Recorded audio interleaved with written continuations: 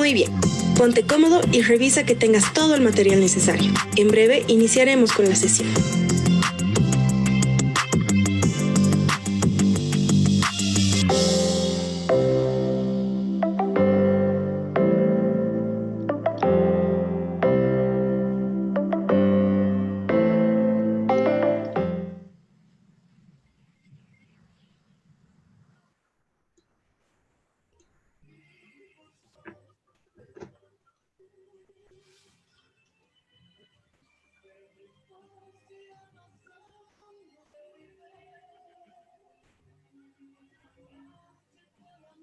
Bueno, muy buenas tardes a todos.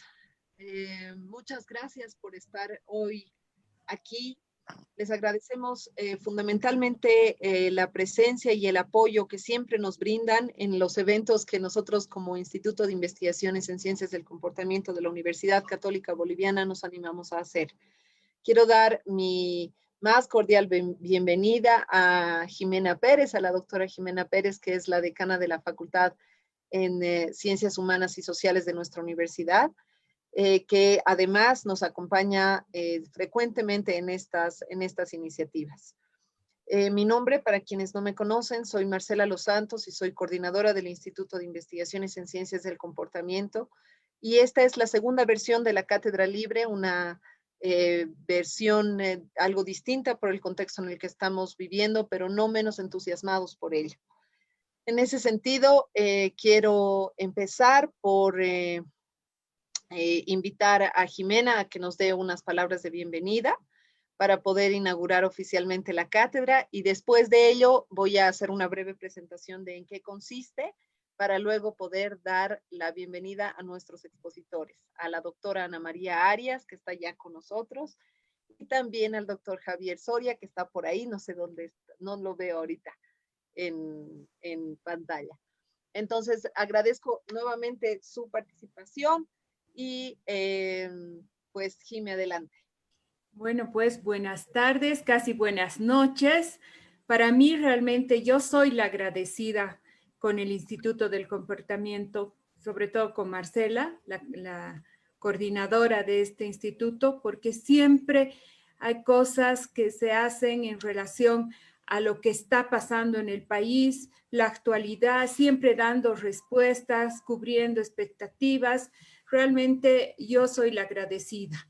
Y hoy con mucha alegría tengo el agrado de inaugurar la Cátedra Libre sobre Vulnerabilidad Social en Tiempos de Pandemia, en respuesta a la crisis sanitaria por la que atraviesa el país.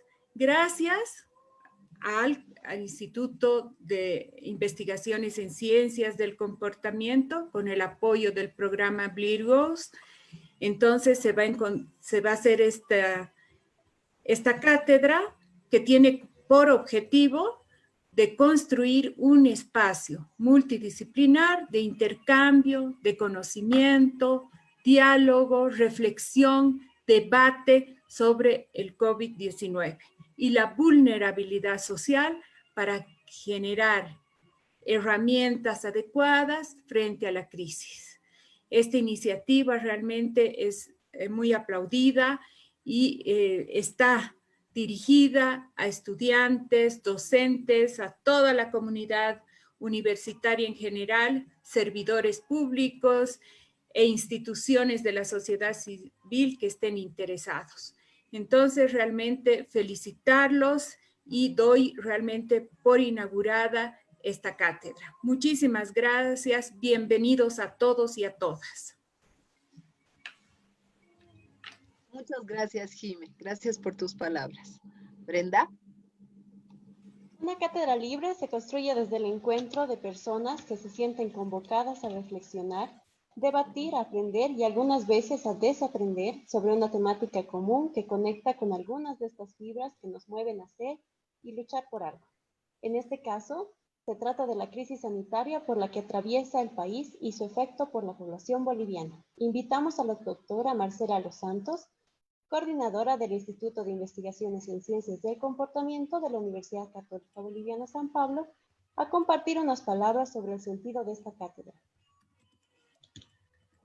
Gracias, Bre. Bueno, yo ya me había autoinvitado, así que sin más les voy a compartir mi pantalla. ¿Me puede por favor permitir el compartir la pantalla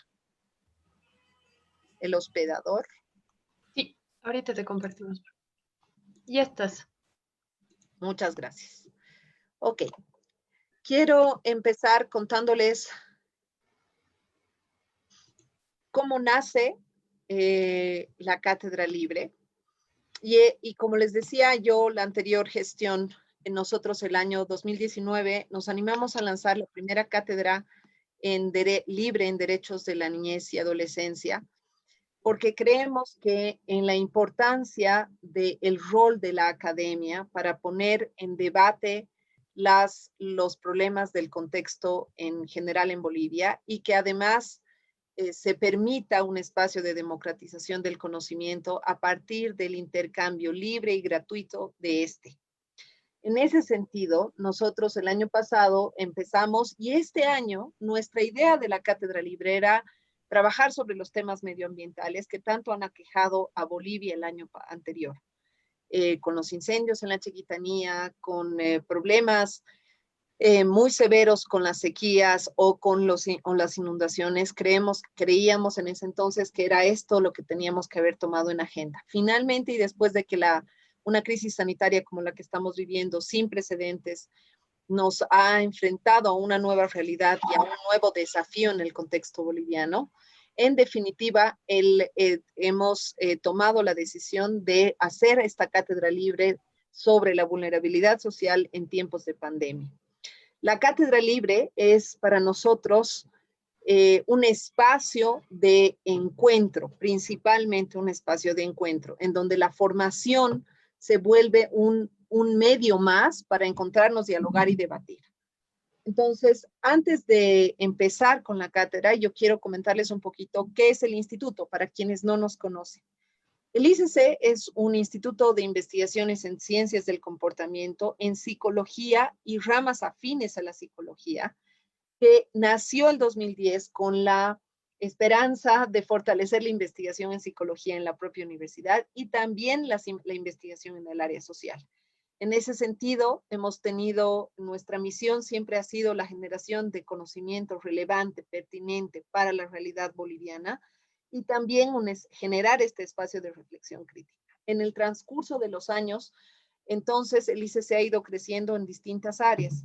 Un área de investigación, que es el área más grande y fortalecida que tenemos, un área de formación, de la cual la cátedra forma parte, un área de difusión y un área de incidencia, porque creemos que la formación y la investigación tienen que traducirse en transformación social.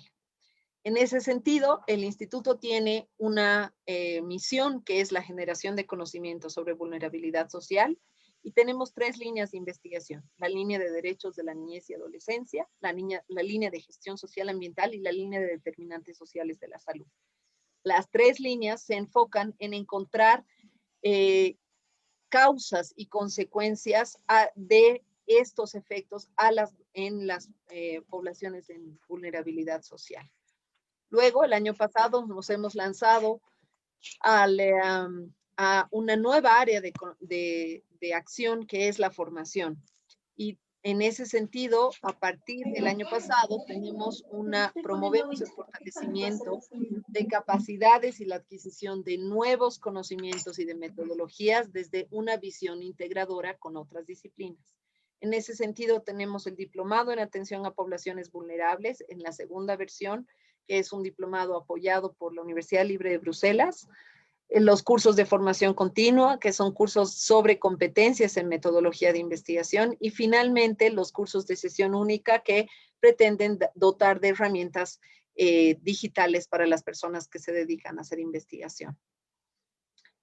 Así también tenemos el espacio de difusión al que hemos puesto un gran esfuerzo los años anteriores, con la creación de la página web del instituto, con la creación de videos, infografías que nosotros compartimos en las redes sociales, traduciendo los resultados de investigación a medios mucho más acercados a la población en general, que no sean solamente productos académicos. Y finalmente, la incidencia, que es justamente traducir todos estos productos que nosotros vamos desarrollando en el mundo académico a audiencias, a diferentes audiencias para el debate, para el diálogo y también para la generación de incidencia política y de transformación social. Entonces, la Cátedra Libre no está exenta de esto y realmente ahora quiero contarles cuál es el objetivo. El objetivo es realmente la construcción de un espacio multidisciplinar donde se intercambian conocimientos, diálogos, reflexión y debate. Por ello es que la Cátedra Libre no es un espacio solamente de charlas magistrales. La primera parte de las sesiones normalmente la van a acompañar una o dos personas expertas en la temática, como son hoy Ana María y René, y a partir de ello se van a generar, en la segunda parte de la sesión se abre el diálogo para que todas aquellas personas que tengan algo que decir y contribuir sobre la problemática que estamos viviendo, pues así lo hagan. También queremos que sea un espacio de formación continua. Por eso es que ofrecemos, en este caso, en esta versión, 5 sesiones, una por mes, que nosotros iremos dando en términos de que iremos avisando con anticipación, y también que cuenta con certificación de la propia universidad, porque creemos en que este espacio de formación es clave para actualizar conocimientos y generar lo que queremos, que es una conciencia crítica sobre la realidad social. En la sesión de hoy vamos a hablar sobre las desigualdades de la salud durante la crisis sanitaria. En la siguiente sesión vamos a hablar sobre los efectos del confinamiento en la economía regional y nacional. Luego vamos a trabajar sobre el impacto del coronavirus en las familias bolivianas. La cuarta sesión estará enfocada en las consecuencias del confinamiento y de la pandemia en la educación y en general en la vida de los niños, niñas y adolescentes. Y la última sesión aún estamos debatiendo si vamos a trabajar sobre la infodemia como una epidemia de saturación de información o vamos a trabajar sobre los derechos de la niñez y adolescencia durante la cuarentena. Dicho esto, tendremos, como les decía, en cada sesión invitados especiales en las distintas áreas de cada una de estas sesiones, y luego vamos a permitir un espacio de circulación, debate y diálogo que para nosotros es fundamental en el proceso de la Cátedra Libre. Por eso es que también les pedimos primero puntualidad en el ingreso y luego consistencia en su asistencia, porque realmente es para nosotros importante que se genere un grupo de personas que además de intercambiar opiniones, también genere redes sociales en estos espacios. Uno no sabe con quién se va a encontrar en estos espacios de virtualidad. Finalmente quiero terminar agradeciendo al equipo de trabajo que hace posible esta y todas las otras iniciativas que tenemos en el instituto, a Natalie, a Ana María, a Tami, a Carla, a Fabiana, a Jazmín, a Brenda, a Lorena, a Alejandra, a Madeleine, a nuestro reciente adquisición Rodrigo, que es nuestra nuevo asistente beca trabajo. Este es un espacio en donde nosotros trabajamos de manera colaborativa, horizontal y dialógica, y estamos muy contentos de decir que la gran parte de las personas que son parte de nuestro equipo han sido nuestros alumnos primero. Así que, pues nada, con esto quiero dar la bienvenida oficial a todos ustedes y pues empezamos con la Cátedra Libre y esperamos que disfruten de las sesiones posteriores. Muchísimas gracias. Muchas gracias, Marce. En esta ocasión hemos invitado a 2 personas para que desde sus experiencias laborales y de vida relacionadas a la salud y la desigualdad social puedan dinamizar una sesión en la que se ponga en circulación algunas claves interpretativas, algunos conocimientos y saberes que nos ayuden a comprender mejor esta temática, pero también que nos interpelen para construir propuestas prácticas y alternativas que sean más efectivas para ratificar la vulneración de este derecho, que de alguna manera es una vulneración en la que todos esta sociedad nos vemos comprometidos. Abrimos entonces así un conversatorio donde inicialmente daremos la palabra a nuestros 2 invitados, para luego hacer circular la palabra entre todos los presentes. El doctor René Soria Saucedo, médico cirujano con estudios de maestría en salud pública en la Secretaría de Salud de México y estudios de doctorados en investigación de servicios de salud en la Universidad de Boston, Estados Unidos, gestor e investigador de servicios de salud con más de 15 años de experiencia en investigación, experto en evaluación de sistemas de salud en instituciones gubernamentales y no gubernamentales en Estados Unidos, Bolivia, Colombia, Holanda, México, Suiza, Perú y Brasil. Fue consultor para la OMS, UNICEF y Fundación Ford. Se desempeña como docente de posgrado en salud pública en la UNSA y en la UNES, así como consultor para el Fondo de Población de las Naciones Unidas y actualmente es miembro del científico de la presidenta y del comité científico de la UNSA, como parte de los estudios de proyecciones y manejo de la actual pandemia por COVID. Invitamos pues así al doctor René Soria Saucedo.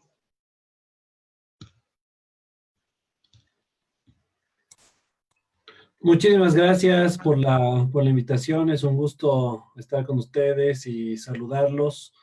Vamos a hablar hoy día sobre el tema de vulnerabilidad social. Y para ello, permítanme presentarles una serie de slides.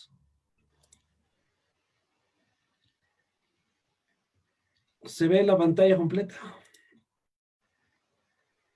Sí. Positivo. Excelente. Entonces, vamos a hacer una introducción. Voy a tratar de proveerles de algunas herramientas prácticas para el tema de las vulnerabilidades en tiempos de epidemias, específicamente, que es lo que nos toca tratar el día de hoy. Y hablar sobre la nueva normalidad, que en muchas personas la aparición del COVID-19 ha sido una sorpresa, pero esto no ha sido una sorpresa ni para virólogos ni para inmunólogos que tienen ya años advirtiendo sobre la alta probabilidad de un virus de introducción zoonótica, de entrada respiratoria al cuerpo humano, con alta capacidad de transmisión y letalidad. Y esta es la peor pesadilla de Fauci, que Fauci es el actual asesor del Centro de Enfermedades Infecciosas de los Estados Unidos, que hace 5 años literalmente lo describió al COVID-19 como su peor pesadilla. Bajo esta lógica, este virus no afecta a todos por igual. Hay gente y grupos que están desproporcionalmente expuestos al riesgo.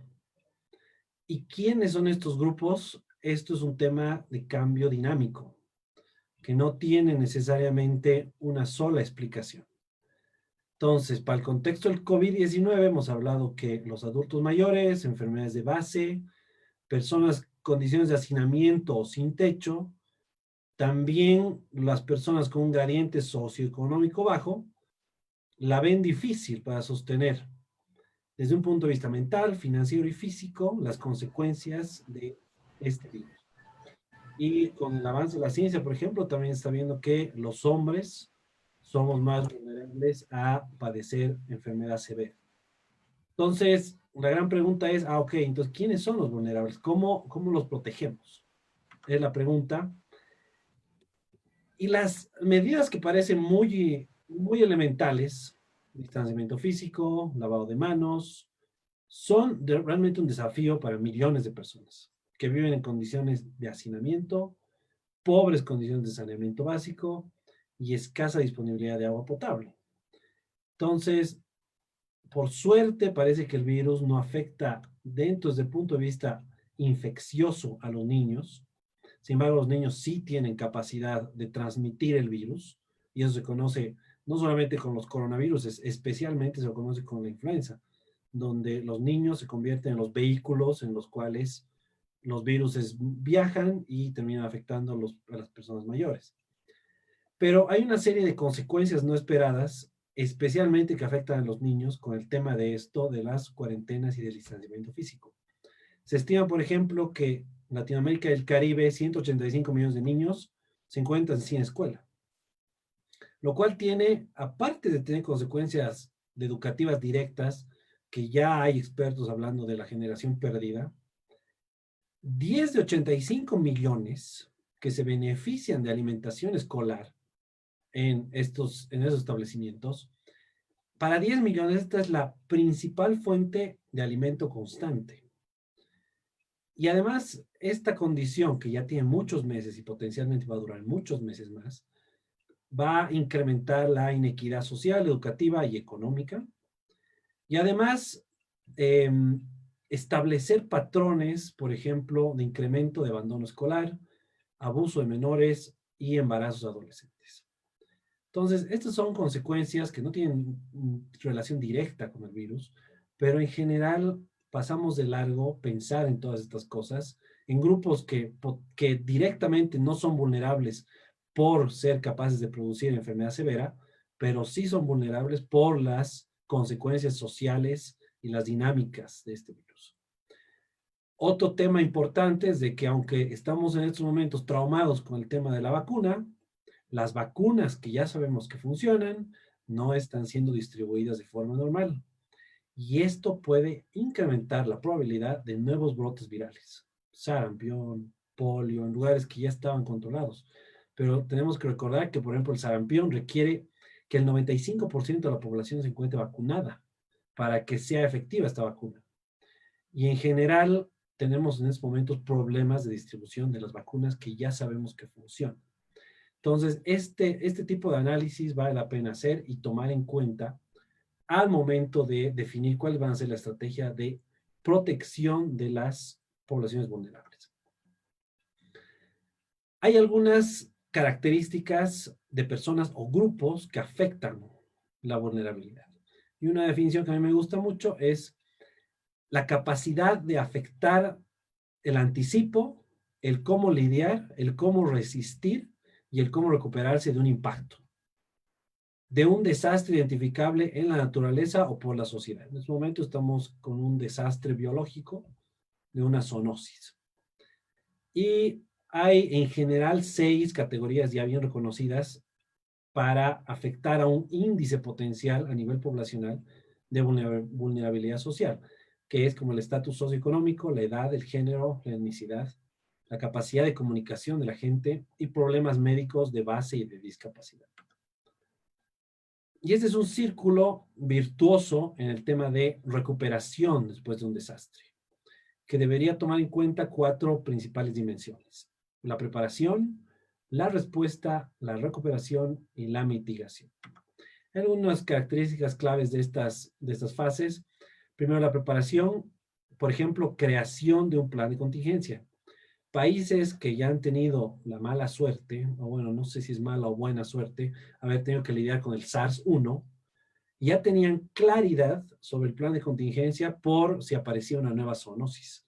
Y en el caso, por ejemplo, de Corea del Sur, este plan de contingencia les ha permitido que el nivel privado de producción de pruebas de laboratorio para detección del SARS-CoV-2 sea inmediatamente suficiente para tener suficientes pruebas y detener la transmisión antes de que esta se vuelva comunitaria.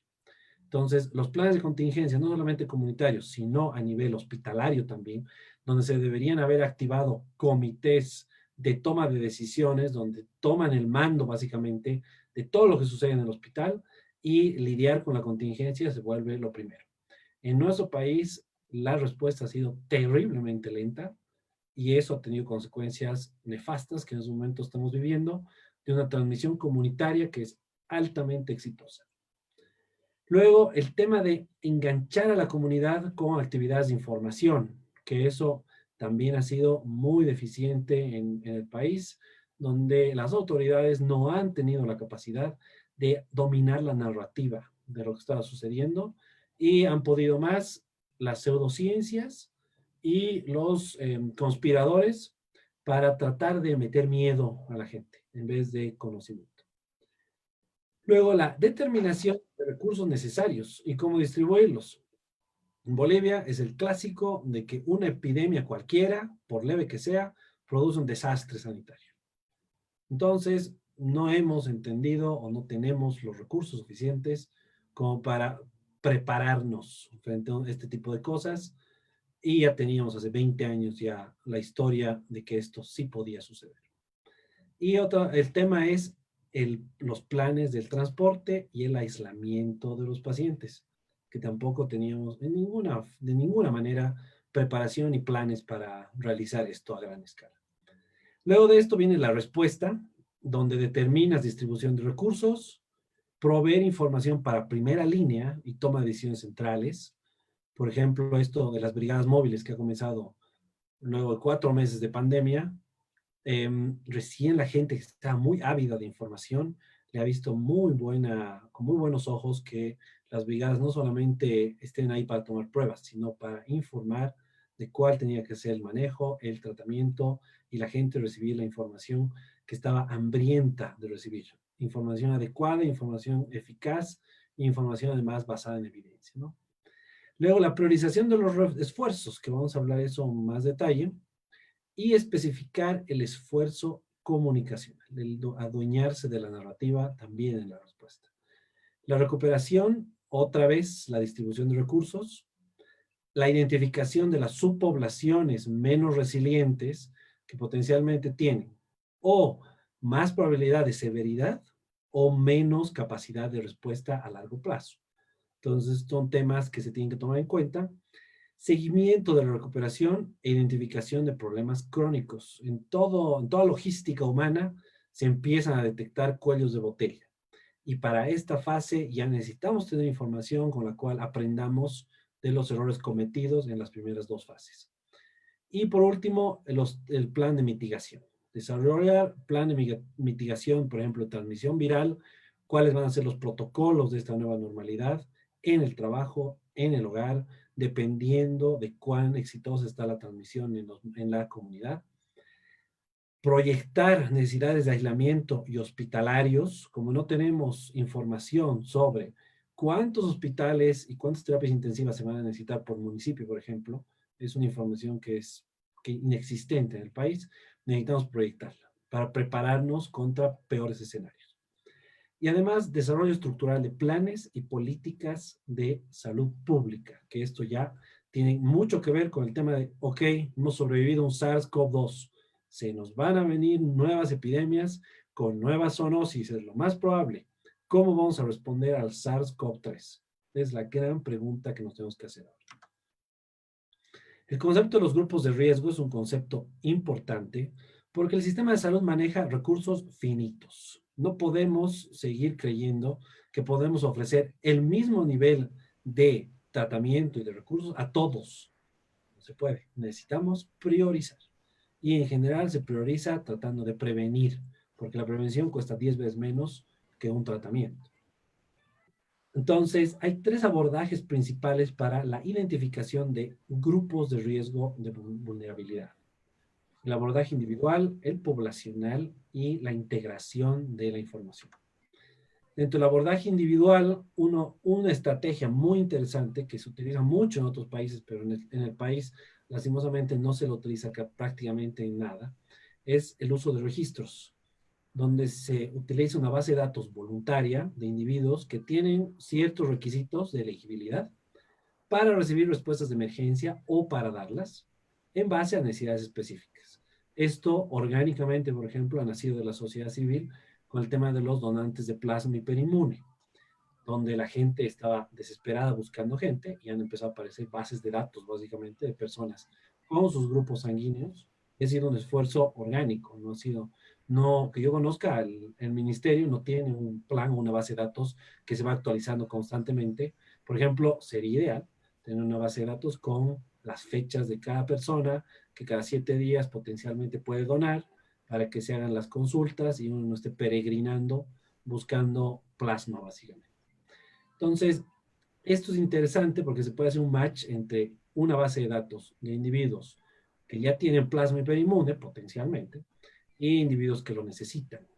Entonces, ya dejamos que este trabajo, que es un trabajo, lo hagan a nivel individual y se pueda ya activar los sistemas de que una persona tiene un tipo de sangre e inmediatamente ingresa a una base de datos donde se le hace el matching con las personas disponibles en base a donde vive, municipio, departamento, etc.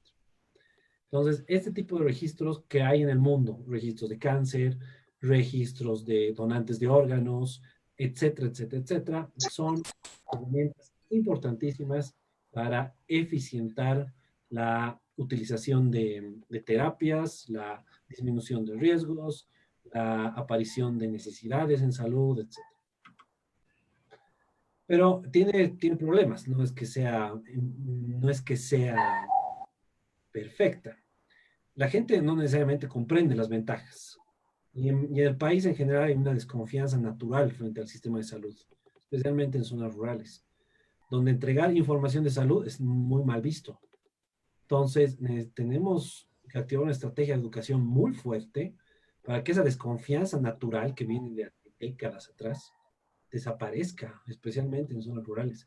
Y para ello necesitamos mostrar cuáles van a ser los resultados y cuáles son las ventajas, ¿no? De tener registros voluntarios de este estilo. Por ejemplo, un documento donde se detalle con quién se compartirá la información, cómo se utilizará la información, las medidas de protección de la información, que en estos momentos es de suma importancia, que tampoco en el país hemos pensado demasiado sobre cuáles van a ser los protocolos de protección de datos individuales. Luego, la ayuda que potencialmente se vuelve disponible para aquella persona por ser parte del registro. En general, cuando vamos y pedimos información, hay muy poca retroalimentación directa con la gente de la cual estamos sacando información. Y eso obviamente a la segunda, tercera, cuarta iteración de gente que va y pide información, la gente termina aburriendo y con todo derecho dice, ¿qué me beneficia estarte informando sobre todas mis alergias cada mes? Necesitamos crear canales de retroalimentación que sean adecuados para las necesidades a nivel comunitario. Y además explicar de que no porque estás en una base de datos tienes la garantía de recibir una ayuda. Eso también es importante para no crear falsas expectativas. Es como una especie de consentimiento informado, que en general no lo hacemos de forma estandarizada. Se activa para proyectos, se activa para algún financiamiento que haya recibido la gobernación, etcétera, pero de forma sistematizada, hacer este tipo de registros que yo conozca, no hay en el país. Limitaciones del abordaje individual. La gente no se registra por temores de privacidad. La persona no se considera vulnerable. También es un problema. El sistema desconoce quiénes son vulnerables. Y eso es muy cierto y se ha visto claramente marcado en esta pandemia, donde no tenemos información de dónde están nuestros vulnerables, quiénes son, cómo se han muerto, con qué síntomas se han muerto los más probables, cuáles son las comorbilidades en Bolivia que están asociadas a severidad, por ejemplo. No lo sabemos. Por estar registrados, cambian su comportamiento. Eso también es un punto que tiene que entrar en el tema de educación y la capacitación de la gente. Sobre sugerencias, cuando se empiecen a utilizar este tipo de registros, la actualización necesita ser anual, porque rápidamente se vuelven obsoletas, mantener una base de datos y para verificar que la base de datos todavía tiene a personas o vivas o personas que cumplen con los criterios. Pues como ven, esto no es trivial, necesita inversión y para eso necesitamos demostrar que tiene un valor agregado. Luego, Ya cargado, voy a desenchufar. a nivel individual también, el desarrollo de una red comunitaria de promoción, que esa red comunitaria de promoción también puede identificar y empezar a trabajar en 3 niveles básicos. Primero, la definición de grupos de riesgo, donde necesitamos una comprensión profunda de las vulnerabilidades únicas de cada comunidad. Prácticas culturales, sistemas de creencia y limitaciones físicas y mentales de los residentes, por ejemplo. Luego tenemos el tema de la localización a los grupos de riesgo e interactuar con esos grupos de riesgo. La localización es frecuente, se necesita entender que estas personas, en general los vulnerables, están más aislados de la sociedad. Entonces, hay dificultades para llegar a ellos. Por eso se necesita incluir localización geográfica y especialmente tomar en cuenta a grupos de residencia temporal, migrantes o personas que tienen prácticas culturales o religiosas distintas. Y para esto, hacer sociedades con iglesia, ONGs que generalmente están mucho más en contacto con el día a día y con la localidad, se convierten en unos excelentes aliados para la localización de los verdaderos grupos de riesgo. Y luego la interacción con esos grupos de riesgo. Identificar la mejor estrategia, por ejemplo, de comunicación para mantener a estas poblaciones comunicadas. Este es un tema de empoderamiento de la gente. Estos mensajes o cuñas informativas deberían informar, educar y movilizar a la gente para que sigan recomendaciones médicas. Para eso, pero, se necesita confianza en el sector salud.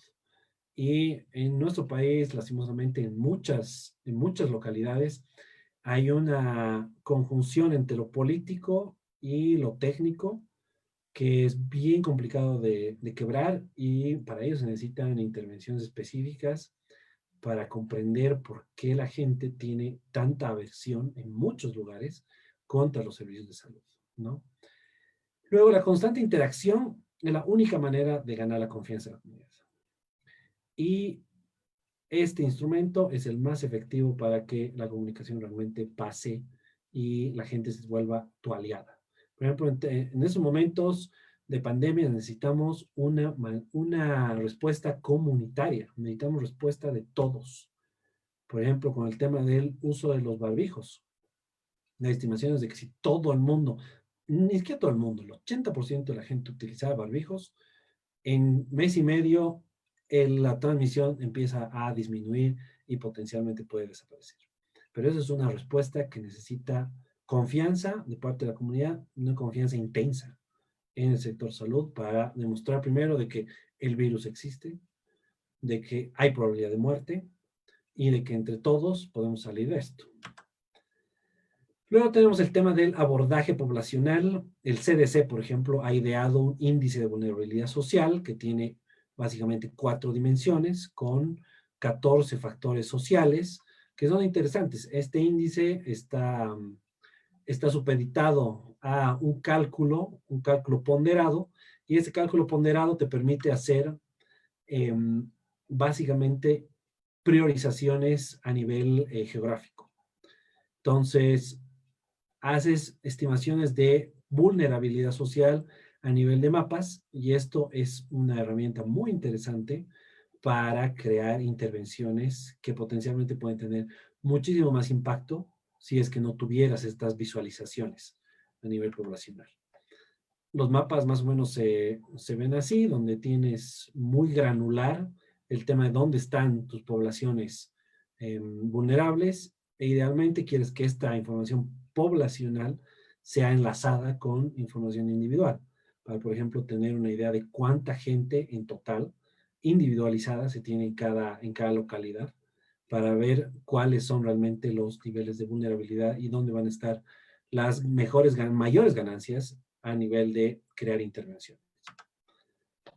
Y por último tenemos el tema de la integración de los datos, donde estas dos fuentes, poblacionales e individuales, permiten una comprensión mucho más rica de la verdadera situación de las poblaciones vulnerables.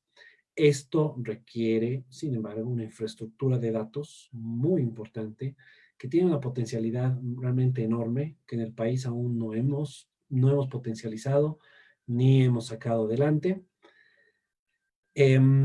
Esto te permite seleccionar áreas, por ejemplo, que requerirán reclutamiento de organizaciones comunitarias locales, y si es que no existen, a nivel central se pueden hacer invitaciones para que las diferentes cooperaciones en el país puedan ingresar en estos lugares con evidencia de por medio. En estos momentos, la cooperación trata de priorizar la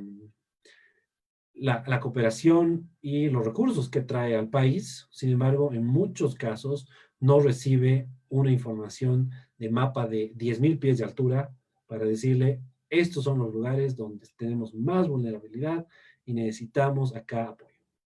Es un apoyo fragmentado por el tema de que no existe una base de datos centralizada para poder extraer de esa base de datos información para intervenciones más efectivas. Y además, como les comentaba, el traslape de la información individual con la poblacional para identificar vacíos de cobertura, por ejemplo. Eso es bien interesante hacer con estos mapas. Conclusiones de estos puntos y recomendaciones. No se trata solamente de utilizar la muletilla primero los vulnerables. Si no tienes una metodología para encontrarlos y apoyarlos, esto solamente termina siendo un discurso. El plan de acción debería contemplar el antes, el durante y el después de una emergencia. En este caso, cuáles van a ser los planes para lidiar con un SARS-CoV-3, por ejemplo. El abordaje individual requiere de un esfuerzo de coordinación alto y la inversión requerida no es trivial. Entonces, los tomadores de decisiones necesitan comprender que esto, aunque tiene un costo elevado, tiene muchísimas ganancias.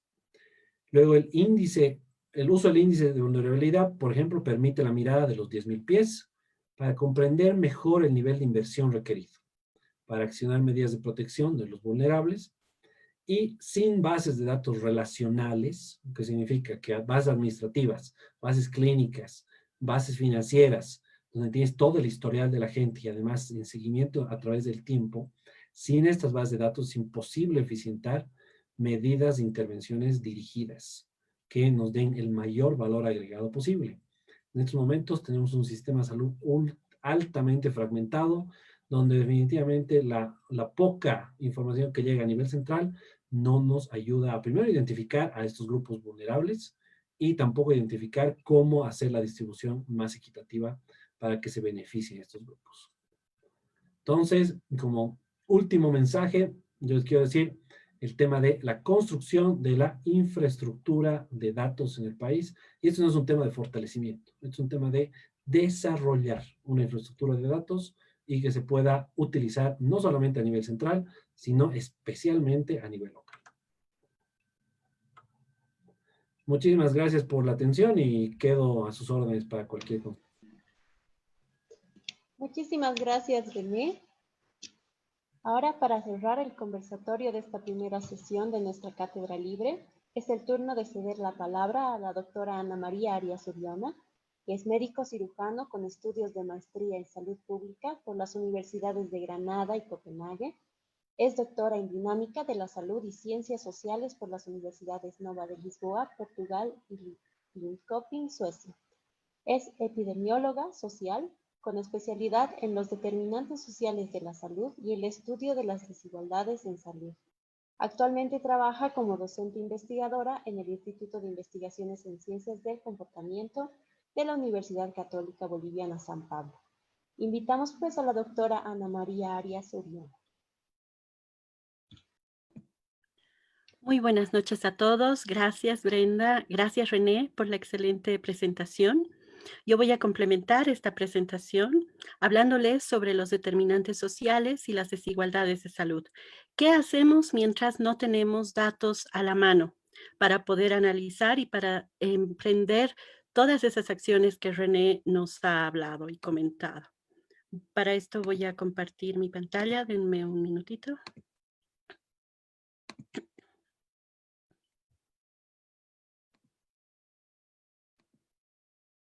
Muy bien, ¿se ve? Y se ve. Perfecto. Muy bien. Voy a comenzar conceptualizando lo que es la salud, lo que son los determinantes sociales de la salud, qué son esas desigualdades que ya René nos ha comentado, cuál es el impacto en el contexto del COVID sobre los determinantes sociales y por último voy a brindarles un breve resumen sobre las investigaciones que el ICC está llevando a cabo en este contexto de la pandemia. ¿Qué es la salud? Bueno, la OMS define la salud como un completo estado de bienestar físico, mental, social, es decir, no solamente la ausencia de enfermedad. Para la ONU, para las Naciones Unidas, la salud es un derecho y todo individuo tiene derecho al goce del grado máximo de salud que se pueda lograr. En debates actuales, ya no se habla de un concepto tan rígido, tan antiguo como el de la OMS que data allá por el 1931, sino que se habla de un estado dinámico y un conjunto de potenciales y demandas. Es decir, Cada individuo tiene potenciales físico, mental, social, un potencial. Sin embargo, hay demandas en su entorno, que se puede decir que son las demandas sociales, que se podría traducir en lo que son los determinantes de esos potenciales y de la salud. Cuando existe un potencial insuficiente y las demandas sociales son mayores, se produce la enfermedad. Es decir, es algo que los epidemiólogos sociales siempre planteamos de inicio, que el concepto de salud no solamente es la ausencia de enfermedad, sino que tiene que ver con derechos humanos, tiene que ver con justicia social, tiene que ver con no solamente una salud, una ausencia de enfermedad, sino el componente físico, mental y social.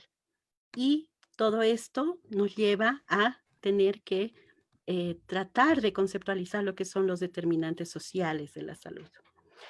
Se habla también no solamente de salud, sino de bienestar, de un completo bienestar del ser humano. Y no solamente tiene que ver con la salud de un individuo o de individuos, sino con la salud de poblaciones. ¿Todos tenemos la misma salud? Esa es una pregunta que desde la epidemiología social nos hacemos. Hay un indicador que es la esperanza de vida al nacer. Este indicador demuestra cuánta salud hay en un país para que las personas puedan envejecer y vivir hasta qué edad. Entonces, nosotros podemos ver que en este cuadro, dentro de los 5 primeros países con una esperanza de vida al nacer más allá de los 83 años, se encuentran países de las regiones de Europa y Asia. Vemos que Bolivia ocupa el puesto 99. Entonces, podemos ver que no todos los individuos van a gozar de esa salud, de la misma salud, en todo el mundo. Dependerá de dónde nacemos. Entonces, la salud varía entre países, pero también varía dentro de países y dentro de ciudades. Esta es una fotografía de Sao Paulo y ustedes pueden ver lo que nosotros denominamos las líneas de pobreza. Esas líneas de pobreza dividen en las ciudades los barrios de las personas con ingresos altos de las personas pobres. Aquí podemos ver un edificio con todas las comodidades, condiciones de vida adecuadas y una línea que separa este edificio y vemos un barrio deprimido económicamente. En La Paz tenemos ejemplo de estas líneas que se ven desde el aire. Basta subirse al teleférico verde para ver en la zona sur que existen estas divisiones. Bueno, para quien quiera ver más fotografías de desigualdades, pues les he dejado un link en la presentación. ¿Qué son los determinantes sociales de la salud? Son esas condiciones en las que los individuos nacen, crecen, se desarrollan y, por último, alcanzan una edad avanzada. Tienen que ver con, nos ha adelantado René en la primera presentación, con los ingresos que las personas reciben, tiene que ver con dónde viven, qué área geográfica, si en el área rural o en el área urbana. Tiene que ver con la ocupación, tiene que ver con el nivel de educación al que pueden acceder las personas, con las condiciones de vivienda, el acceso a los servicios básicos, y también con factores que tienen relación con la genética. Los individuos nacemos con cierta predisposición a enfermedades, pero también tenemos nuestros hábitos y nuestros estilos de vida. La actividad física, el consumo de alcohol, de tabaco. Existen ejes que condicionan, ejes de desigualdad, que condicionan todos estos factores y van a influenciar la salud. ¿Qué pueden ser estos? Son el sexo, la edad y la etnia. ¿A qué grupo étnico pertenecen las personas? Es un determinante, es un eje de desigualdad súper importante, al menos que se está evidenciando en el contexto actual de COVID. ¿Cuándo se producen estas desigualdades en salud? Cuando no todas las mismas personas tienen los recursos materiales, sociales, capital social, capital económico, no todas las personas gozan en la estructura social del mismo poder, ¿no? se producen diferencias entre poblaciones más aventajadas que otras, que son generalmente injustas y son evitables. ¿Por qué? Porque las políticas públicas deberían identificar estos grupos vulnerables para poder mejorar su salud. No es lo mismo igualdad que equidad, ¿no? Igualdad de condiciones, todos tenemos derecho a lo mismo, pero en la equidad sí se debe dar más atención, más cuidado a los grupos más vulnerables. Existen varios modelos de determinantes sociales de la salud. Estoy compartiendo porque, bueno, es interesante ver cómo ha evolucionado este concepto de los determinantes sociales y ahora abarcan problemáticas tan actuales, no solamente en el contexto del COVID, sino en nuestros tiempos sobre el cambio climático, el debate del cambio climático, ecosistema, biodiversidad. Los determinantes sociales también tienen que ver con las políticas macroeconómicas, globales, pero también nacionales, las políticas de las regiones, de los municipios, la gobernanza, conceptos también relacionados a los valores que tienen las sociedades y el entorno y el contexto político y económico en los países. Estos ejes de desigualdad que condicionan, junto con los determinantes sociales, la salud, generan vulnerabilidad en ciertos grupos. Como les mencioné anteriormente, esto depende del acceso a los recursos, de esa diferencia que tienen las personas en las estructuras sociales. Y se producen lo que se denominan las desigualdades sociales en salud. Salud diferenciada de acuerdo a la vulnerabilidad de ciertos grupos. Cuando nosotros vemos los epidemiólogos sociales, una persona que presenta una enfermedad, en este caso les he puesto el ejemplo de una persona que ha dado COVID positivo, nosotros vemos corriente arriba, denominamos, con un enfoque que tiene que ver con el transcurso de la vida. Entonces, podemos analizar si esta persona nació en una familia de bajos ingresos, si esta persona no tuvo acceso a una educación superior, si esta persona tenía dieta de poca calidad, si tenía ingresos bajos, si tenía condiciones precarias de trabajo y si tenía o no tenía acceso al sistema de salud. Entonces, analizamos todas estas condiciones y se mira las causas de las enfermedades. No solamente la biológica, que en este caso es el virus, sino analizamos todos esos determinantes a lo largo de la vida que han condicionado a que esta persona presente esta enfermedad. Bueno, día a día en los medios nosotros podemos ver el impacto que ha tenido el COVID en los determinantes sociales de la salud, más en nuestra región, en Sudamérica. Tenemos un sistema de salud colapsado en la mayoría de los países. Tenemos estas medidas de confinamiento y de distanciamiento físico, ya no social, que ahora se denominan confinamiento o distanciamiento físico, porque pese a todos los humanos nos seguimos conectando. ¿Cuánto ha afectado a los niños, a la población infantil con el cierre de las escuelas, el impacto económico que existe? Como les mencionaba, la gente no tiene acceso a la salud y el impacto en la salud mental que está siendo reportado a lo largo en todo el planeta y cada vez en más publicaciones científicas y también en la prensa local. Y bueno, negocios que se han cerrado, la falta de dinero, el desempleo, etcétera. Es decir, esta pandemia ha generado un efecto negativo en los determinantes sociales de salud, en esas condiciones en las que la gente puede vivir. Ya hemos visto algunos de los grupos vulnerables que René nos ha mencionado en la primera parte de esta sesión. Las personas mayores, pero especialmente las personas que viven con condiciones precarias de trabajo, trabajo informal, los inmigrantes, los que viven en zonas o barrios que son los más socioeconómicamente más desfavorecidos, las personas en situación de calle y, bueno, el personal de salud. El ICC, en este contexto, ha desarrollado una serie de investigaciones precisamente por esta falta de datos que existen a nivel nacional, y nosotros hemos querido saber cuál era el impacto psicológico y en la salud mental de la cuarentena en Bolivia y cuál ha sido su afectación a los determinantes sociales de la salud. Entonces, nosotros hemos tenido 2 encuestas hasta el momento, 2 estudios que se han dado en la tercera semana de la cuarentena y en la octava semana.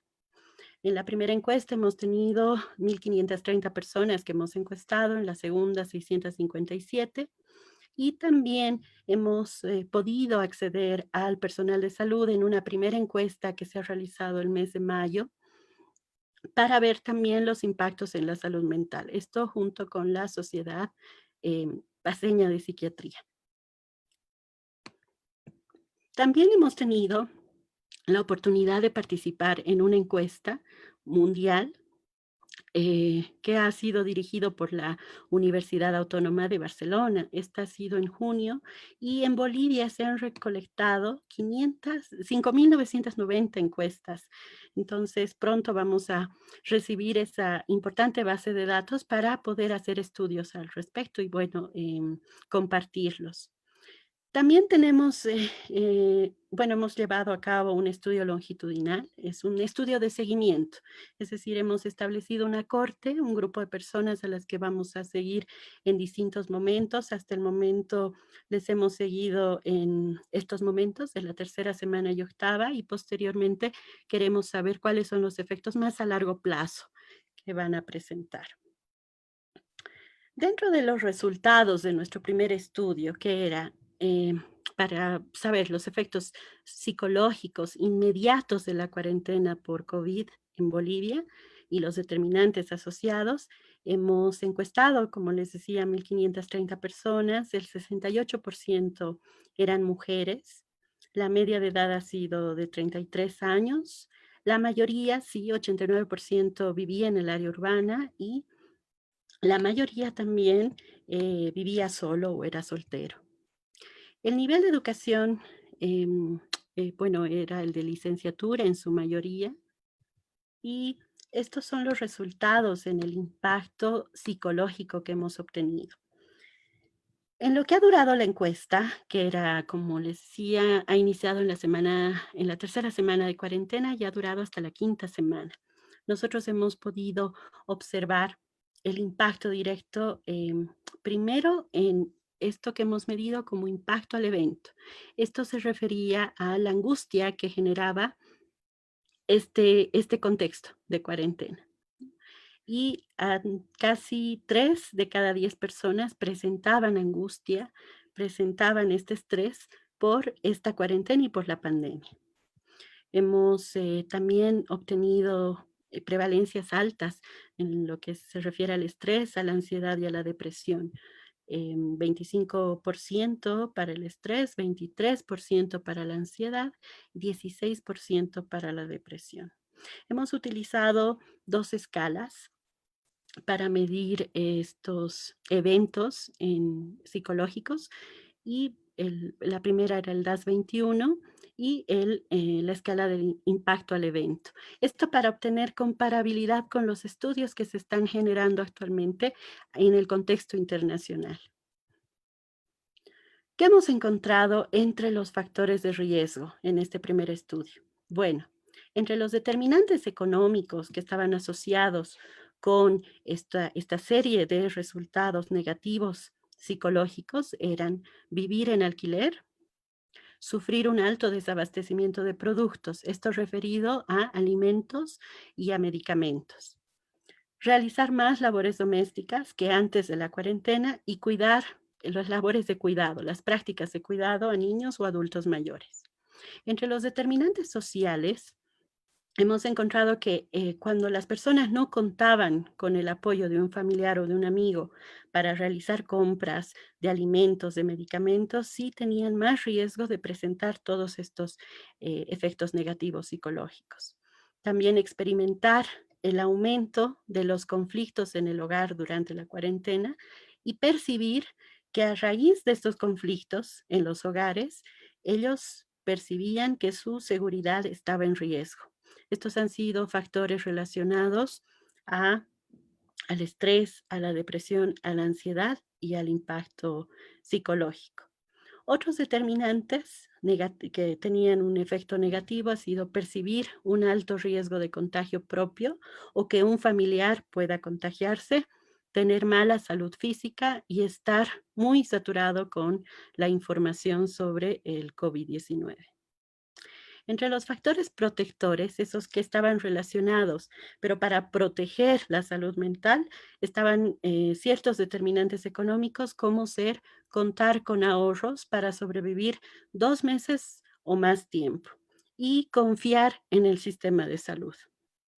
Entre esos determinantes sociodemográficos, las mujeres presentaron menor riesgo de impacto psicológico y de estrés que los varones. Y también las personas que tenían menos de 25 años tuvieron mayor riesgo de presentar todos estos eventos negativos psicológicos. Las personas, bueno, tener uno o más hijos fue un factor protector para la salud mental.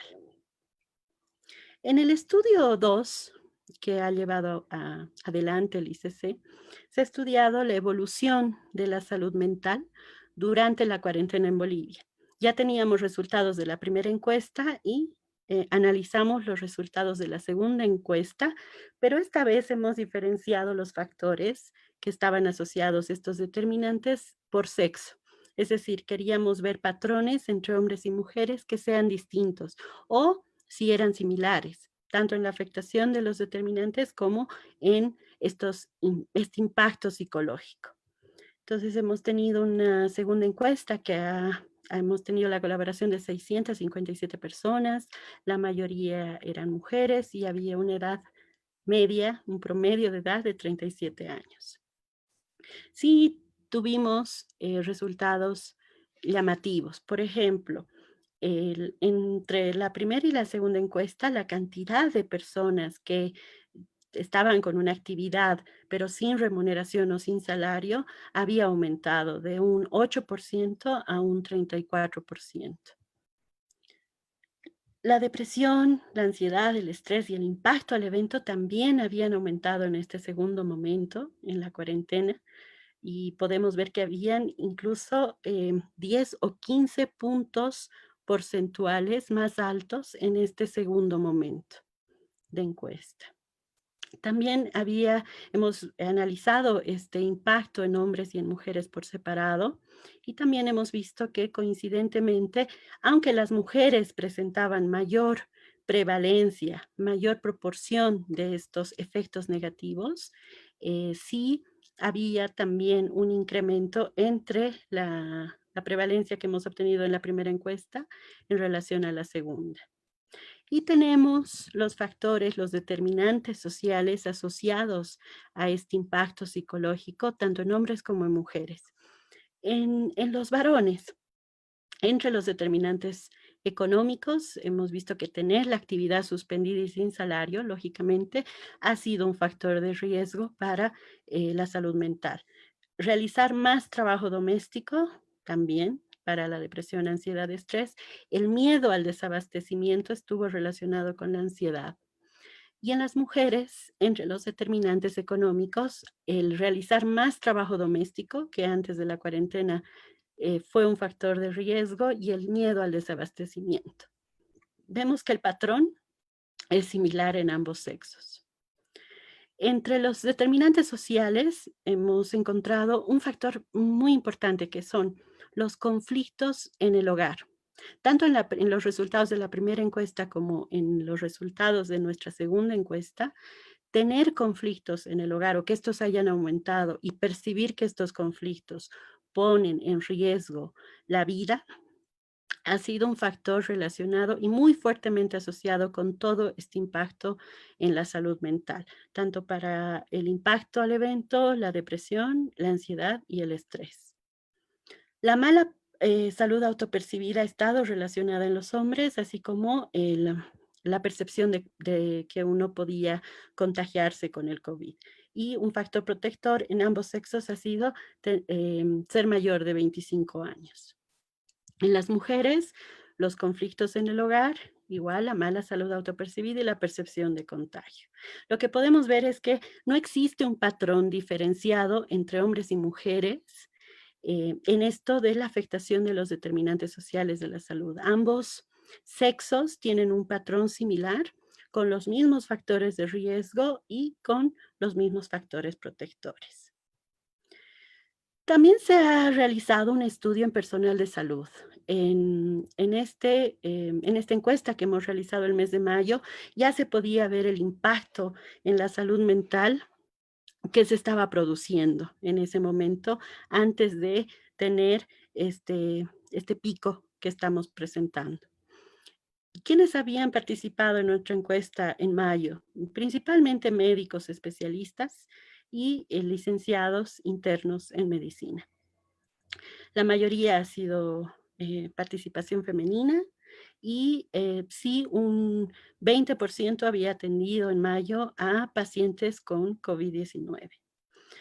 Principalmente han respondido a la encuesta personal de salud de consulta externa y de emergencias. Ellos ya señalaban en mayo que solamente un 29%, o sea, 3 de cada 10 del personal de salud, personas del personal de salud, tenían acceso a una protección adecuada.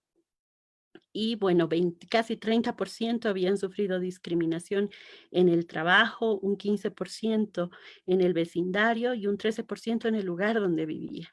En la salud mental, un 26% presentaba agotamiento emocional. Hemos estudiado el burnout en esta población. Los factores de riesgo para la ansiedad que hemos identificado ha sido trabajar en el servicio de emergencias, trabajar en servicios de internación, ser discriminado en el vecindario, tener nula o baja confianza en el sistema sanitario y presentar agotamiento emocional o burnout. Entre los factores protectores, tener en el rango de edad entre 35 y 50 años ha sido el que menos ha presentado consecuencias en la salud mental y tener uno o más hijos. También pensar que el trabajo brindaba una realización personal. Entonces, nosotros podemos ver que en nuestro medio, sí, el actual contexto de la pandemia ha tenido un efecto en los determinantes sociales de la salud. También hemos visto un efecto en una asociación con la salud mental en la población general, pero también en poblaciones específicas como en el personal de salud, y se debería seguir produciendo conocimiento. ¿Para qué? Para poder redirigir, mejorar, proponer intervenciones que protejan esta salud mental que se sabe por toda la información que se está generando en otros contextos, va a durar, ¿no? El impacto en la salud mental va a ser un problema que no lo vamos a ver solamente a corto plazo, sino que va a permanecer de aquí a mucho tiempo. Entonces, se prevé que en 1 o 2 años la población va a seguir, ¿no?, sufriendo los efectos en la salud mental que van a derivar de esta pandemia. Muchas gracias, estoy también a disposición para las preguntas que se generen y para abrir el diálogo. Gracias. Muchas gracias, Anita.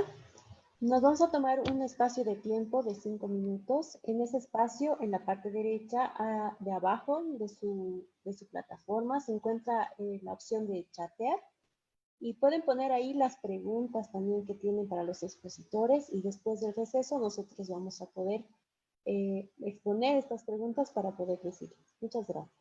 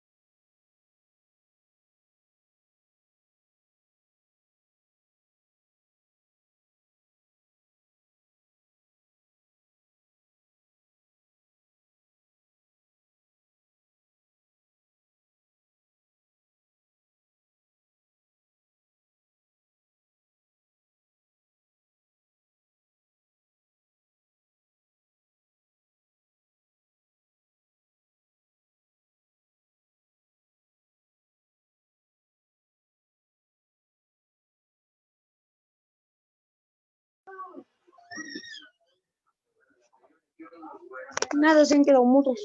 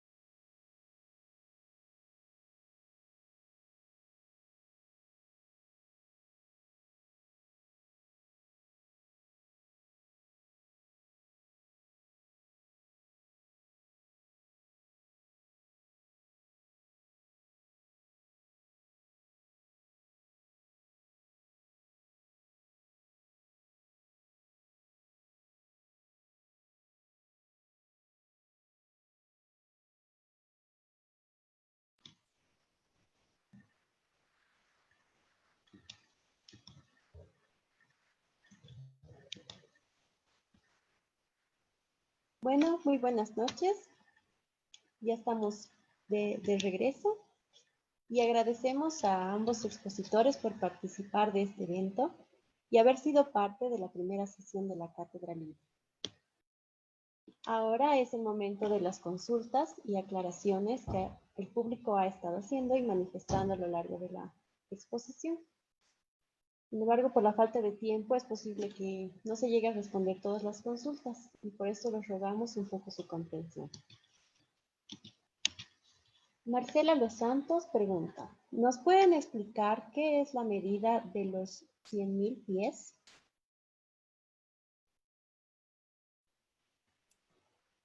Eso yo la respondo.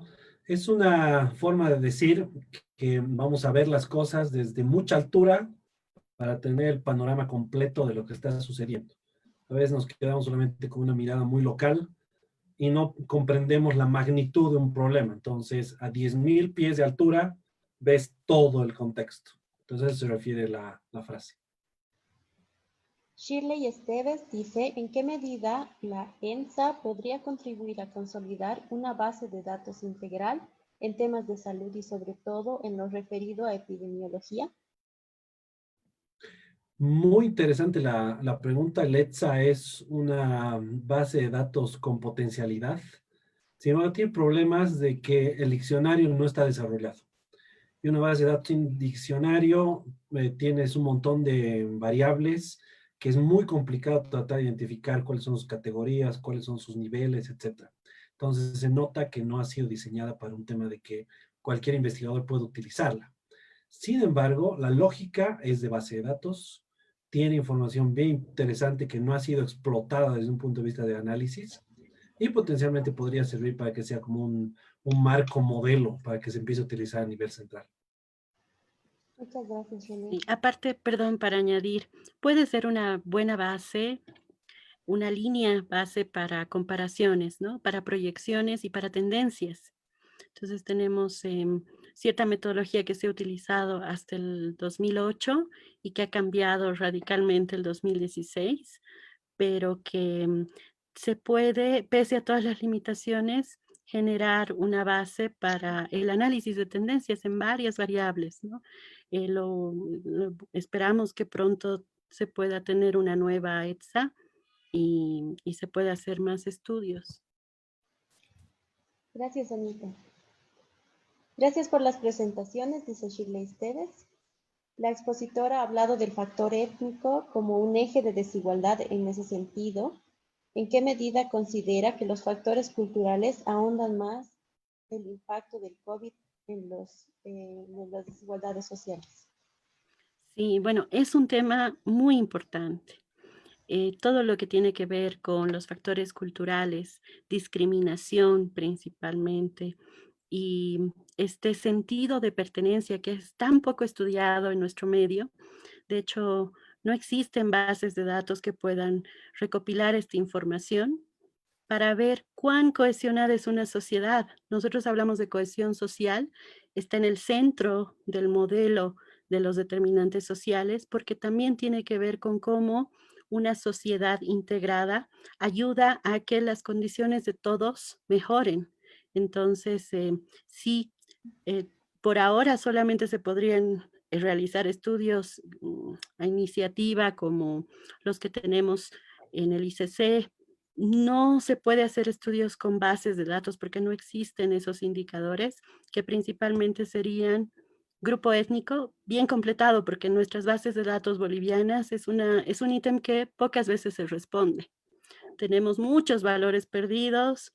Realmente, René, no sé si has visto este indicador, es el que menos está ahí, pero el que menos se llena. Entonces, otros indicadores como discriminación de grupo, especialmente sería importante analizar si la persona por pertenecer a un grupo étnico se siente o no discriminada, si por tener también sufrir de discriminación por sexo, por edad, y también el sentido de pertenencia, que sería bien importante incluso en estudios cualitativos analizarlo, ¿no? ¿Cuánto yo pertenezco a esta sociedad?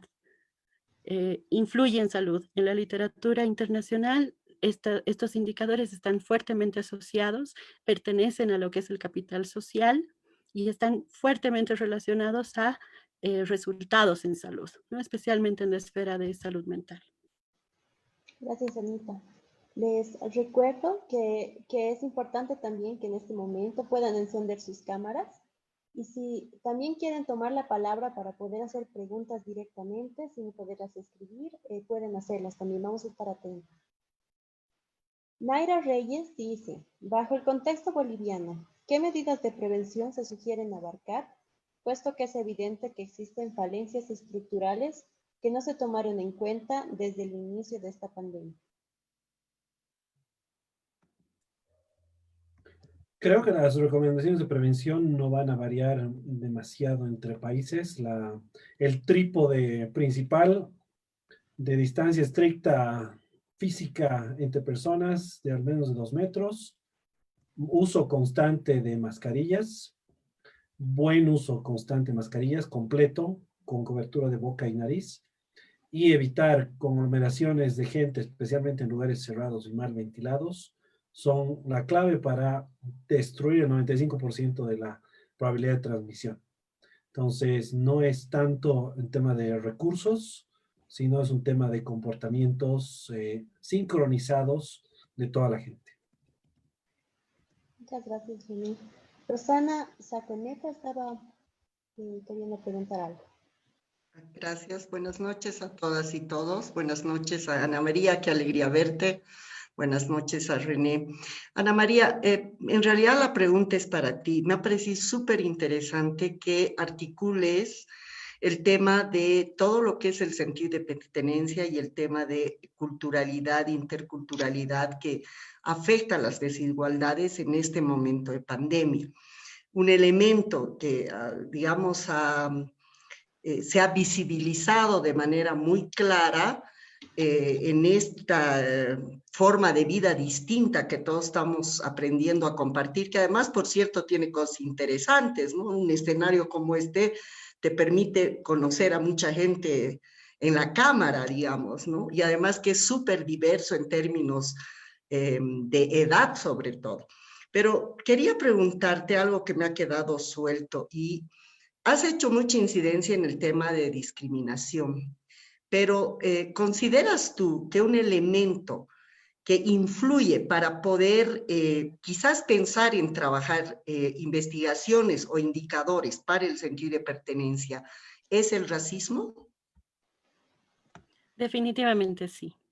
Sí, está muy relacionado. No solamente hay distintas formas, ¿no?, de discriminación, pero se tiene que también investigar sobre el racismo. Es un determinante social que está asociado negativamente a mala salud física, mala salud mental, y que en otros contextos se estudia, especialmente en la población inmigrante, ¿no? Yo vengo de realizar estudios en Europa con población que proveniente de países de bajo y mediano ingreso, y sin duda es un tema que el racismo es un factor asociado casi a todos los resultados en salud que se puedan estudiar, desde las bases cuantitativas, ¿no? Sí, conozco literatura en estudios cualitativos que indagan más a profundidad, ¿no?, sobre este aspecto, pero sí, totalmente, el racismo hay que estudiarlo y precisamente hay que visibilizarlo, ¿no? Esa es nuestra labor y la que deberíamos emprender como epidemiólogos sociales, los que nos dedicamos a esta área de los factores sociales que afectan a la salud. Muchas gracias, Anita.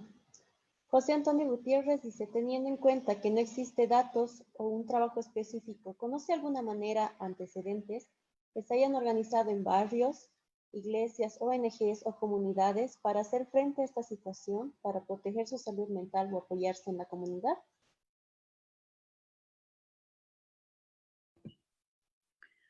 Bueno, han habido iniciativas, ¿no?, de ciertos colectivos para poder ayudar a mitigar el efecto en la salud mental. No conozco de barrios a nivel de organizaciones en barrios. Sí conozco a nivel de fundaciones, de colectivos em, vulnerables de la población, pero sin duda en epidemiología social hablamos mucho sobre los activos de la salud. Este es un tema para identificar qué potencialidades hay en un barrio, en una comunidad, para ayudar a mejorar la salud. Puede ser un grupo de encuentro, puede ser una reunión de danza para bailar, pueden ser fiestas locales. Es decir, es un tema que también es muy poco estudiado en nuestro, bueno, creo que no ha sido nunca estudiado en nuestro contexto y que debería cambiar, ¿no? Al menos en este contexto de pandemia se pueden generar muchas acciones locales que puedan ser activos de la salud y mejorarla. Gracias, Anita. Marisol Calvi igual quería hacer una pregunta. Sí, buenas noches. No sé si para ambos en realidad mencionan en el estudio, también en su presentación. Primero, bueno, agradecerles. Me ha encantado mucho la presentación de ambos. El estudio me parece muy interesante, los resultados que han obtenido. Mi pregunta básicamente es la siguiente. Menciona mucho el tema de que un indicador de vulnerabilidad sería el tema de que una persona tenga o desempeñe una actividad informal, ¿no? En este caso, y tomando en cuenta nuestro contexto y nuestro país, y me remito a lo que dice la Fundación Jubileo, el 80% de nuestra población, cuando hablamos de economía informal, son el 80%. Entonces, ¿cómo lo vemos? O sea, ¿cómo interpretamos esta realidad, no? Porque estaríamos hablando de menos solamente de menos del 20% de nuestra población. Después todos seríamos vulnerables. En este sentido, me gustaría un poquito más que me ayuden a interpretar nuestra realidad. Gracias.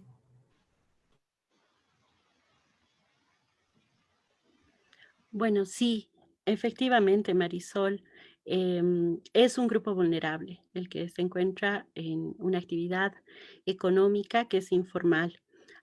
Hay estudios previos, por ejemplo, hay un estudio sobre precariedad laboral y cómo esta afecta a los hábitos en el consumo de tabaco y en el consumo de alcohol en nuestro país. Entonces, sí se ha estudiado previamente, sí está relacionado con mala salud. En nuestro país, bueno, al momento de ese estudio era el año 2018, el 70% de la población se podía definir como en un sector de actividad económica precaria o informal. Entonces, hay que aclarar algo que yo creo que es bien importante, que vulnerabilidad se refiere precisamente a identificar estos grupos que son los menos aventajados. Muchas veces uno piensa que vulnerabilidad es solamente la persona que vive en situaciones de pobreza, con falta de recursos materiales, pero no, existe vulnerabilidad en todo estrato socioeconómico. Te pongo un ejemplo.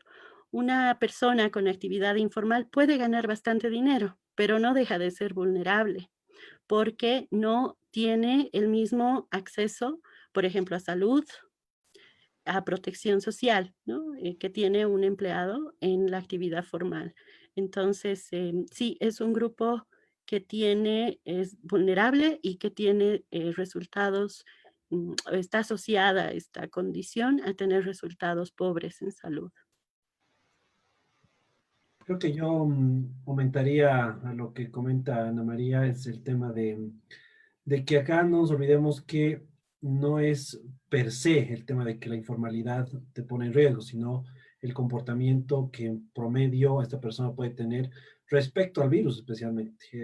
El sector informal en promedio, es mi hipótesis, no he visto datos, pero es mi hipótesis, de que tiene menos confianza, por ejemplo, de que el virus existe.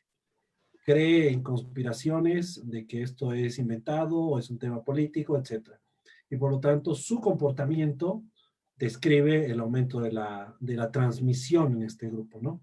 Entonces, más que una vulnerabilidad genética o de destino, es más una vulnerabilidad de información coherente, de educación, que definitivamente también en promedio la tienen disminuida estas personas, ¿no? Entonces, creo que hay interesantes formas de crear intervenciones en subgrupos, por ejemplo, de informalidad, para que sea más fácilmente, por ejemplo, la introducción sistemática de la distancia física, que en muchos casos no se cumple por un tema de que solamente falta de logística y de un plan, ¿no? Entonces, ese tipo de cosas creo que pueden ser muy útiles para empezar a entrarnos más en el detalle y en la identificación de cuáles son intervenciones exitosas que se pueden hacer en estos subgrupos, ¿no? de informalidad. Muchas gracias a ambos expositores. Gracias a todos por sus preguntas y sus comentarios también. Maricruz Jenny Mendoza Santander dice, excelente exposición con referencia a los niños y adolescentes en situación de calle, donde los cuales en su mayoría viven de los recursos que generan para su alimentación, siendo que sin embargo con el COVID su situación se ha agravado, siendo que en su educación ha sido relegada debido a que no cuentan con medios tecnológicos para poder acceder a los cursos virtuales. Natalie Guillén, igual quería hacer una pregunta. Gracias. Quiero primero agradecer a los expositores por la excelente sesión. Yo soy Natalie Guillén, trabajo con Marcela y con Ana María en el instituto y bueno, hay un tema que me ha resonado mucho de la exposición de René, que es el tema de la confianza en el Estado, que también, aunque no hemos presentado esa parte, Anita no ha presentado esos resultados ahorita, nosotros también hemos hecho esa consulta a la gente y por supuesto hemos tenido resultados en los que casi nadie de la población, si es que no nadie confía en el Estado o en la gobernación o en las autoridades en diferentes niveles en el tema del coronavirus y en general. Entonces, para mí un poco entre comentario y pregunta es, quisiera preguntarles a los expositores, ¿cuánto confían ustedes también o no en el Estado actualmente respecto a las medidas que están tomando? Porque ese puede ser un referente que nos puede ayudar a tener mayor o menor confianza a nosotros ahorita, por una parte. Y otra es que, entonces, ¿cómo podríamos tal vez, porque no hay que atacar solo el coronavirus de manera directa en tema de salud, sino que además necesitamos tomar otras medidas sociales donde se asienten estas medidas de salud para generar mayor confianza, para que así la gente se adhiera al tratamiento o a la prevención? Entonces, ¿cómo podemos actuar, digamos, desde nuestro lugar para o generar mayor confianza o generar tal vez una estrategia bottom-up, digamos, así, desde la comunidad, desde la sociedad, para como educarnos o como para generar esto que necesitamos para que se afiance las acciones de prevención y de atención necesarias en acompañamiento a las iniciativas del Estado?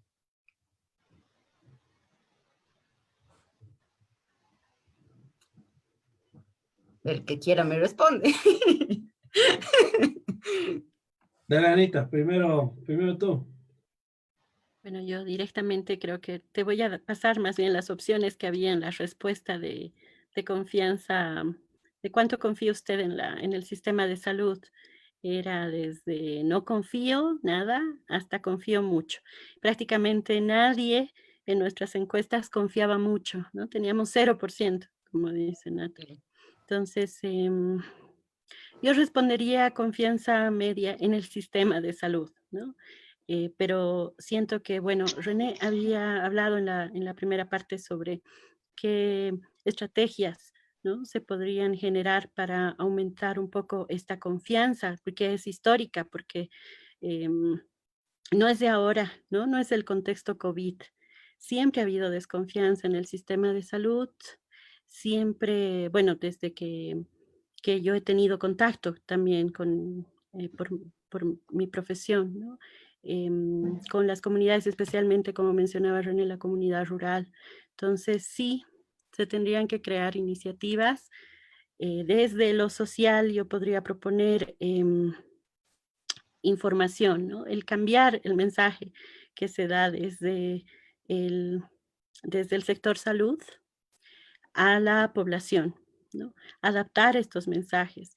En el área rural se tiene la medicina tradicional, ¿no? Entonces, se tienen que abrir espacios de diálogo, pero que se han también tratado de hacer, ¿no? No sé, René, si tú recuerdas esas iniciativas de diálogo entre medicina tradicional y medicina desde los centros de salud, ahí entre los asistentes también, Henry Gutiérrez, que tú también tienes conocimiento sobre estas iniciativas, ¿no? Cómo se puede acercar a la gente el mensaje desde el sector salud. Pero bueno, no es que lo vea imposible, Natalie, pero yo pienso que hay que trabajar bastante en ese acercamiento y en el modo que el sector salud emite el mensaje, ¿no? Y tomar en cuenta también que la cultura es compleja, ¿no? No es un determinante social que se debe abordar también de una forma más compleja, es un problema complejo para investigar, ¿no? Tiene que ver con transdisciplina, tiene que ver con diferentes abordajes que yo creo están faltando y son cada vez más necesarios. Muchas Para, gracias. para mí el tema es principalmente de que una epidemia se la vence con la verdad, aunque sea muy dolorosa, pero tenemos que combatir acá el tema de la idiosincrasia boliviana, que es especialmente dura en el tema de los profesionales médicos, donde se niegan a reconocer que están errados. Es una anticultura de aprender de los errores impresionante. Ir contra eso es terriblemente duro. Definitivamente no tengo una respuesta sobre cómo hacer para que desde el punto de vista, por ejemplo, del ministerio, no estén todo el tiempo a la defensiva respecto a la información. Que sabemos que los casos no son los reales, las muertes no son las reales, el ministerio maneja estimados más que datos duros. Por lo tanto, esa información para mí no tiene ningún valor predictivo, ni de proyección, ni de nada. Estamos muy lejos de eso. Pero cuando alguien les plantea la idea de que no, tenemos aquí un estimado 5 veces más, que ha salido del New York Times, por ejemplo, dicen que hay 5 veces más muertes en Bolivia, la reacción de la unidad de epidemiología es, esto es una conspiración, no es tanto y no sé qué, a la defensiva, en vez de entrar a un debate, ok, a ver cuáles son sus fuentes, nos enteraremos cuáles son nuestros problemas de subregistro, ¿es tanto? ¿No es tanto? Es un debate que es útil. En realidad es el tema de, estamos totalmente a la defensiva, a la gente no le decimos la verdad porque creemos que no puede manejar la verdad, y es un error terrible. En las ciudades en Estados Unidos donde se ha trabajado con la verdad y a la gente se la ha considerado como una persona adulta y no como un niño, son las ciudades que mejor les ha ido con el tema del coronavirus. Entonces, creo que desde ese punto de vista es una diferenciación de, como decía Ana María, de la cultura, que es un tema que es terriblemente duro de cambiar, pero a una epidemia se la vence con la verdad y además estando con la gente constantemente en comunidad, ¿no?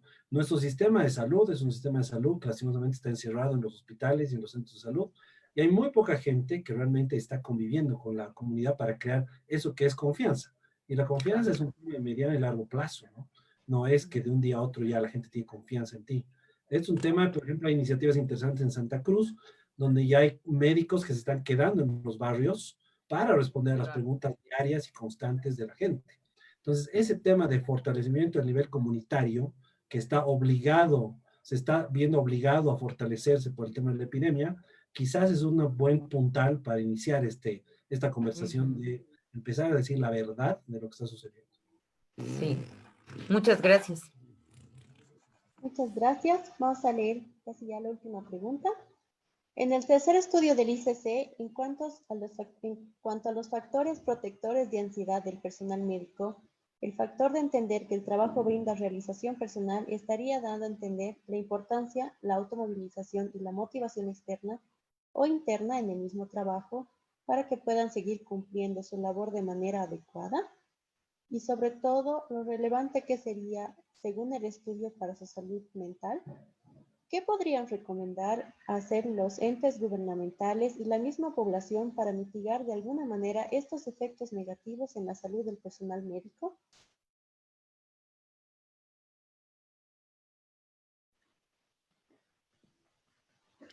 Sí, en este último estudio que presenté, sí estaba relacionado precisamente tener esa recompensa, ¿no?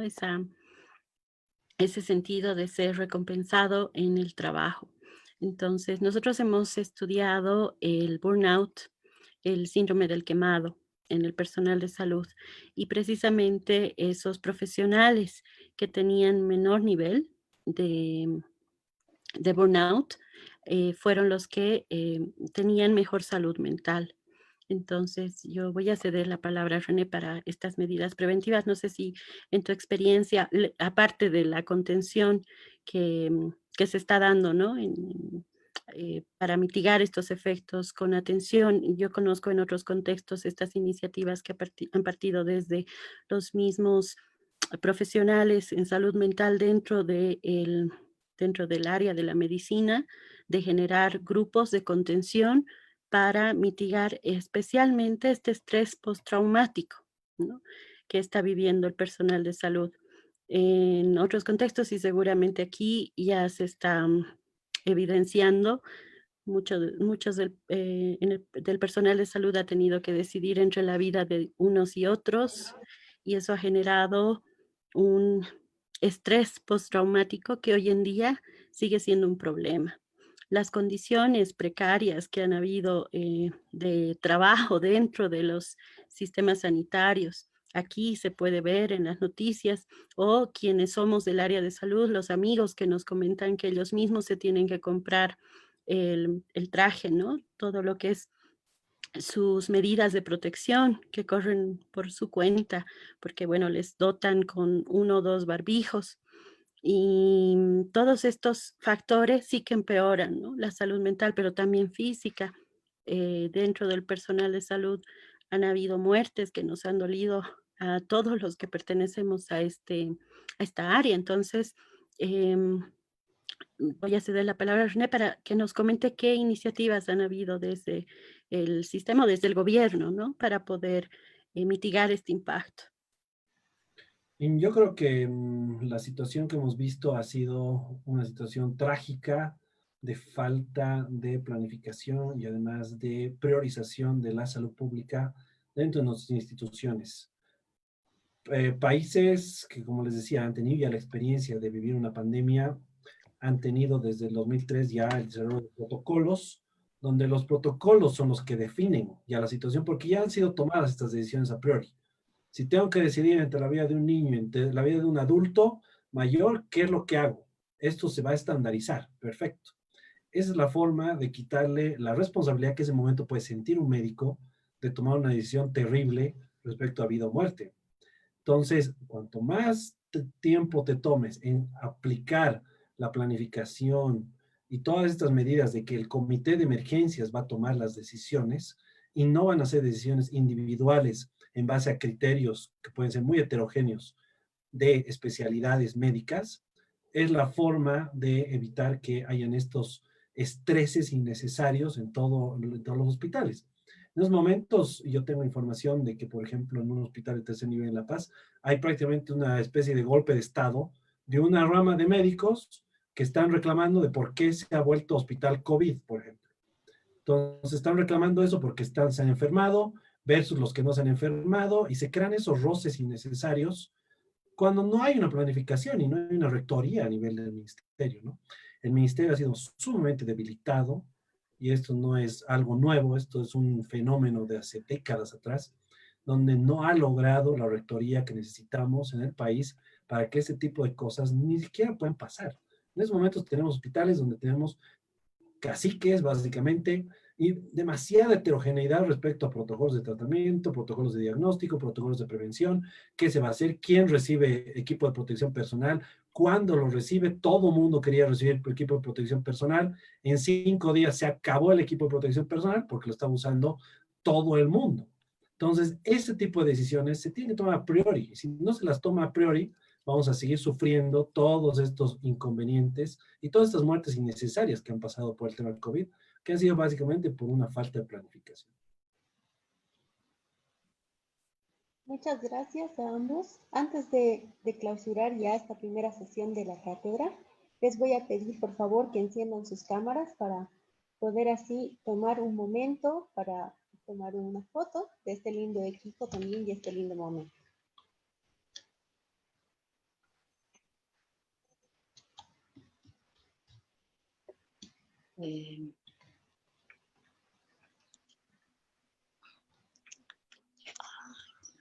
Bueno, muchas gracias a todos por su participación en esta primera sesión de la Cátedra Libre en Vulnerabilidad Social en tiempos de pandemia.